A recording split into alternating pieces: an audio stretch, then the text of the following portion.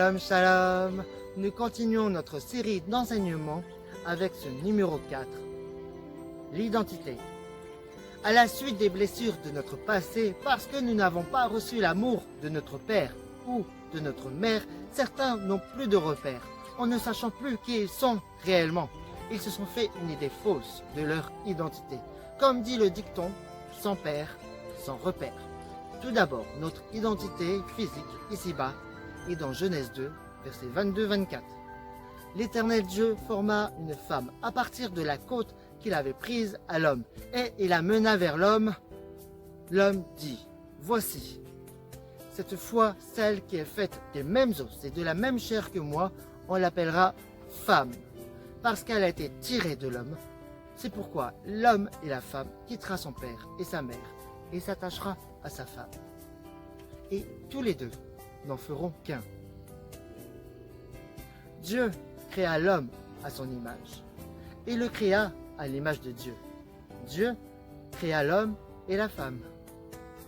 Nous vivons dans une société qui identifie les gens d'après ce qu'ils font. Du coup, l'homme ressent constamment le besoin d'impressionner son prochain, de démontrer par le spectaculaire qu'il n'est pas n'importe qui. Il suffit alors de faire quelque chose d'impressionnant pour sortir de l'anonymat. Notre identité ici-bas dépend de nos capacités et de nos activités. Nous sommes considérés d'après notre métier. Du coup, les gens se rivalisent entre eux pour décrocher les jobs de leur vie.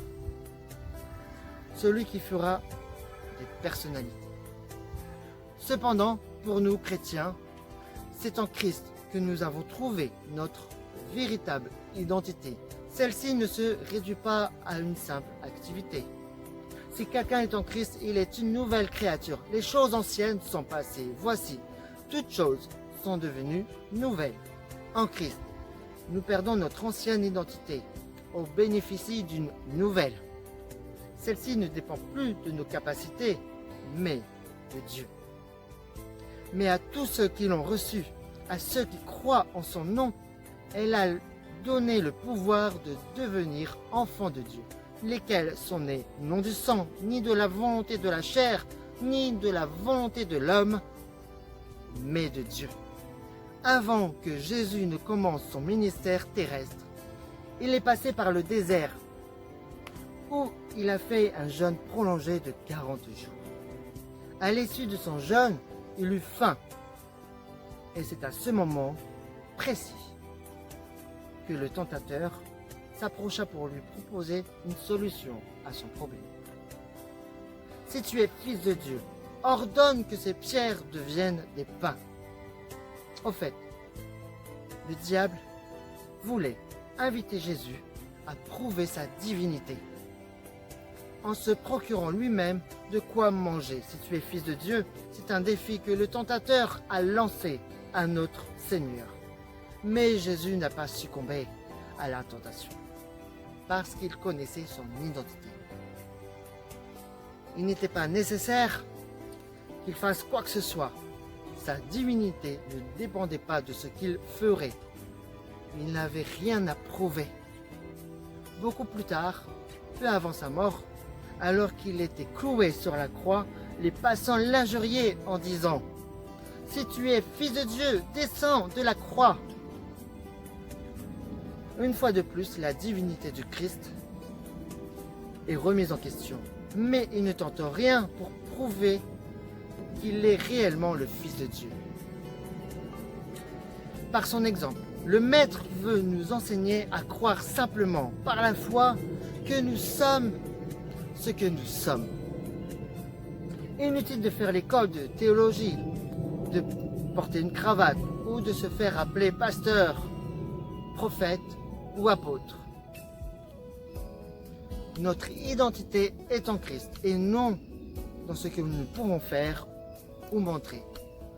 Malheureusement, trop de chrétiens sont tombés dans le piège du diable et ils passent leur vie à essayer de gagner de l'estime et la considération des autres. Ils ne veulent pas passer inaperçus Il leur faut imposer les mains en public, prier à haute voix, faire des miracles, chasser des démons, multiplier les activités pour se prouver à eux-mêmes et aux autres qu'ils ne sont pas n'importe qui. Cependant, quand on connaît son identité spirituelle, quand on sait que celle-ci est cachée avec Christ en Dieu, alors on est tranquille. En effet, vous avez connu la mort et votre vie est cachée avec Christ en Dieu. Colossiens 3, verset 3. Et Romains 8, verset 39 nous dit que rien ne peut nous séparer de l'amour de Dieu manifesté en Jésus-Christ. Alléluia! Nous sommes les bien-aimés du Père, à l'exemple de notre Seigneur. N'essayons pas de prouver par une activité débordante que nous sommes des super chrétiens. C'est Dieu qui a fait de nous ce que nous sommes. Ma nouvelle identité est en Christ. Notre nouvelle identité est en Christ. Nous allons voir dans le prochain numéro que l'amour ne cherche pas son intérêt.